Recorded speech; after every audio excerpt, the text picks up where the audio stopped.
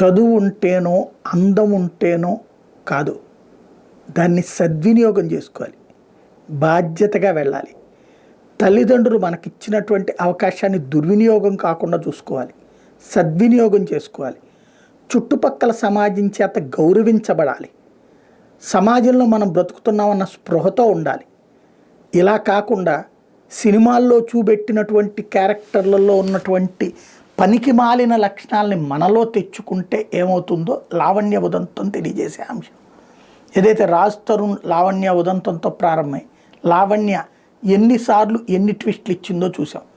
తాజాగా మస్తాన్ సాయి మీద కేసు పెట్టింది. అదే సందర్భంలో మస్తాన్ సాయి తల్లిదండ్రులు వచ్చేటప్పటికినేమో అయ్యో మా అబ్బాయి మంచోడు, అమ్మాయే చెడ్డదని చెప్తున్నారు. అమ్మాయి ఏమో ఇన్ని ఏవైతే ఎంతమంది అమ్మాయిల జీవితాలతో చెలగాటమాడాడు అని చెప్తున్నది.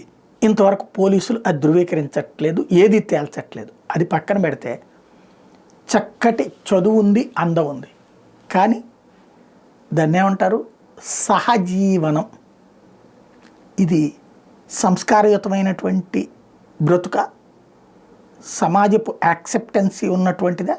సరే, మెట్రో నగరాలు దర్జాగా బతికేస్తా, ఎట్టబడితే ఎట్ట, ఎవరికి సమాధానం చెప్పుకోనక్కర్లేదు. కానీ అందులో దానివల్ల అమ్మాయి సాధించింది ఏంటి? అబ్బాయి బాగానే ఉంటాడు, అమ్మాయి సాధించింది ఏంటి? ఎలాంటి ముద్ర ఉంటుంది? నెంబర్ 1. నెంబర్ 2, దాంతోపాటుగా ఒకళ్ళతో కాదు, ఇప్పుడు జరిగినటువంటి పరిణామాలు అటు మస్తాన్ సాయితో ఇతనితో, అట్లాగే డ్రగ్సు, మద్యం, విలాసవంతమైన జీవితం, దానికోసం ఎక్కడికైనా దిగజారడం, ఏమైనా దిగజారడం. ఏమిటి జీవితం? ఇదేనా గొప్పతనం? ఇదేనా రోజులు నేర్పిస్తున్న సంస్కారం?